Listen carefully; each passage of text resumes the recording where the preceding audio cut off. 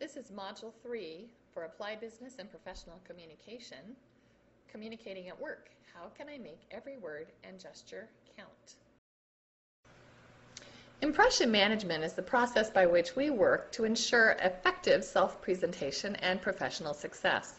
Basically, we want people to leave after an encounter with us having a positive impression of who we are and what we're all about. First impressions are formed very quickly, often within the first 30 seconds or so. They're based often on very limited information, sometimes simply what a person can see, rather than more deep information that a person might have to sort of dig to get, like what our likes and dislikes are, what our habits are, those kinds of things. First impressions also tend to be very long-lasting, so once a person has made a first impression of you, it'll be more difficult to change it than for it to stay the same. And finally, first impressions are easily generalized. Some characteristics are more influential than others when we're forming first impressions about people. For example, I worked for a period of time as a Red Cross volunteer in a military dental clinic, and during the time that I was working at the dental clinic, anytime I met someone new, pretty much the first thing I looked at was their teeth. And perhaps you have a particular characteristic that you sort of check out first thing when you meet somebody new. And those influential characteristics vary from person to person, so it's important for us to do as much as we can to give a positive first impression in sort of all the aspects of who we are to have the best chance of influencing people with a broad variety of interests in a positive way. So whether you're meeting a client for the first time or applying for a new job, it's important to stop and take some time to think about the impression that you want to make. Several years ago, I had an opportunity to interview for a position at Tokyo Disneyland. And I was very fortunate because I had grown up in Southern California, just a few miles away from Disneyland. So as a child and while I was in high school, I actually spent quite a lot of time in the park. I knew some of the things that Disneyland would be looking for. In fact, Disney has a very clearly specified Disney look that they're interested in. The screen here shows the Disney look at a glance for females. They have a similar set of requirements for males. They're looking at everything from the color of your fingernail polish to the length of your hair to the number of piercings that you have visible. They're very, very concerned that people who work in the park have a very clean look for the guests that come in. Disney, of course, also is looking for people who have a friendly disposition. They're looking for people who are able to interact in a positive manner with park guests. The position that I was applying for also involved dancing, so they were looking for someone who had some experience with dance, and they were also interested in hiring someone who had a flexible schedule.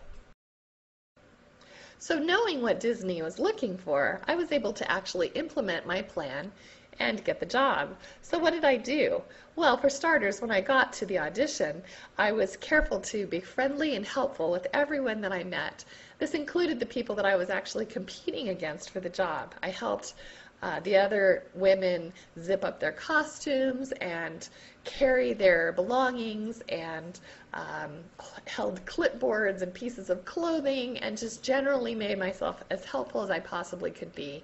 I also made a point of speaking with all the people in the room, smiling as much as I could, tried not to look like I was terribly nervous about dancing, which I was, and because I didn't have a lot of dance experience, I was upfront about that, but I also said, well, I haven't done a lot of dancing, but I was in marching band, which is similar to what they do in the parades. And I also play musical instruments so that they had a sense that I did understand rhythm and timing. By the time the audition was over, I was offered the job, and you can see pictures of me here. I was actually Cinderella, among other characters at Tokyo Disneyland.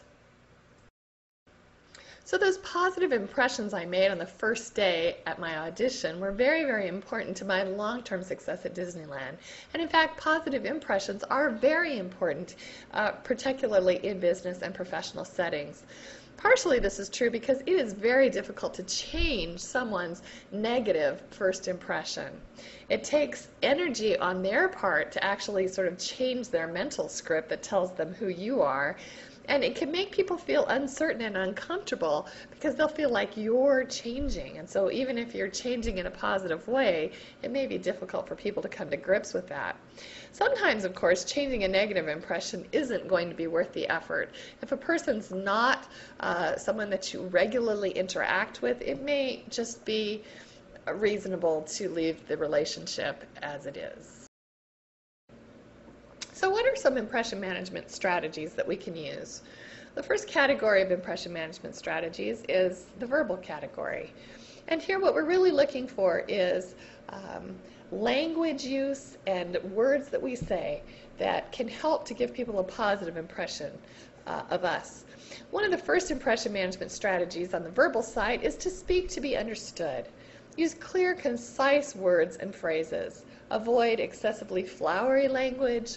Avoid obscure words. Just use that concrete language and say it as it is. Second, speak to show strength. Now here we're talking about using active voice and active verbs that talk about things that are actually happening rather than things just simply being or doing. Third, we should speak to include, not exclude.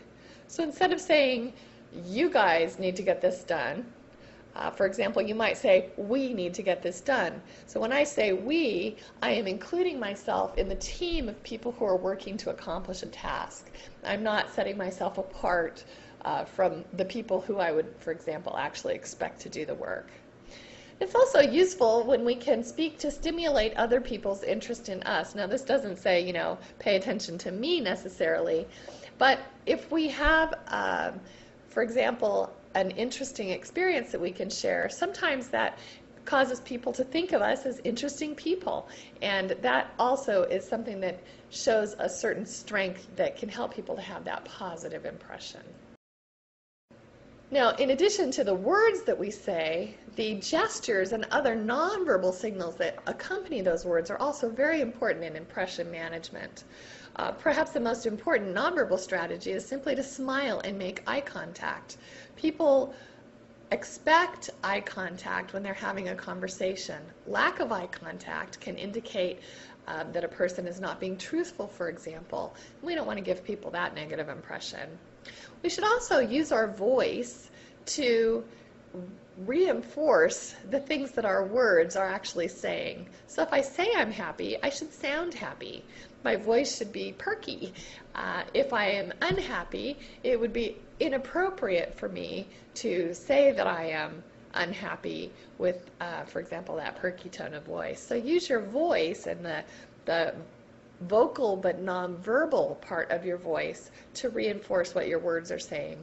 And then, of course, another important nonverbal impression management strategy is to use gestures to illustrate and emphasize your points. Now, posture also communicates. Good upright posture communicates confidence and a positive attitude.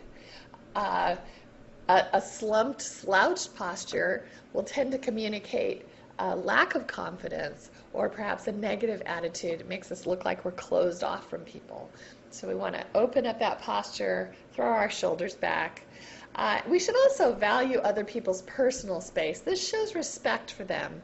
Now, Hofstede developed a kind of a rubric of personal distances, and he showed that people really try in our culture to protect an area around 4 feet around their body.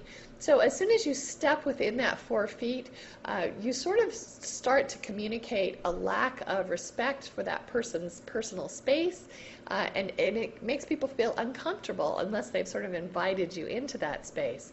So you need to allow people that distance until they're ready to let you in as it is. Also, we need to be very thoughtful about touch, especially in business and professional contexts.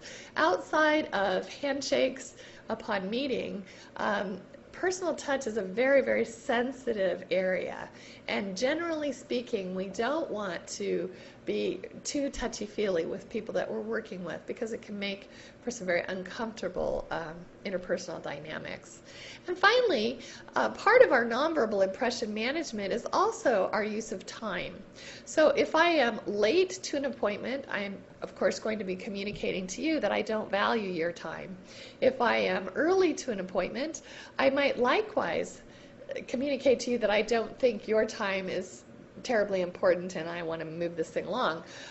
So really being very timely and not taking excessive amounts of time to accomplish tasks are also important aspects of impression management. So we'll continue next time. Until then, have fun with the module. See you on the other side.